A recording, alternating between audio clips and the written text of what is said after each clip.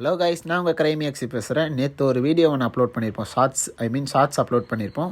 அதில் வந்து பார்த்தீங்கன்னா 16 கில் அடித்து பூயா அடிச்சிருப்போம் ஒரு மேட்ச்சு மாஸ்டர் லாபியில். அதில் வந்து பார்த்தீங்கன்னா ஒருத்தர் கமெண்ட் பண்ணியிருக்காரு, ப்ரோ பாட் அடிச்சுட்டு பேசுகிறேன்னு. அந்த கிளிப்பு வந்து உங்களுக்கு ஸ்டார்டிங்கில் ஆட் பண்ணியிருப்பேன், அந்த கமெண்டோட கிளிப்பை. அதை வந்து கொஞ்சம் பார்த்துட்டு வந்துடுங்க. அப்படியே போயிட்டு பார்க்காதவங்க பார்த்துட்டு வந்துடுங்க, ஸ்டார்டிங்லேயே வச்சு திருப்பி கூட.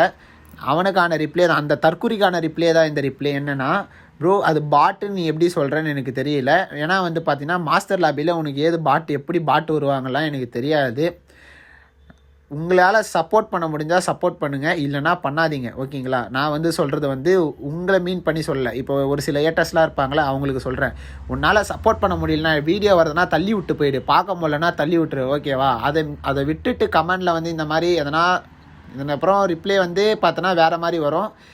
இதுக்கப்புறம் எதனா அந்த மாதிரி கமெண்டில் ரிப்ளை போட்டேன்னா உனக்கு வந்து வேறு மாதிரி கமெண்ட் வரும். நான் ஆல்ரெடி அதுக்கு ரிப்ளை போட்டு நீ வேறு மாதிரி பேசியிருக்க.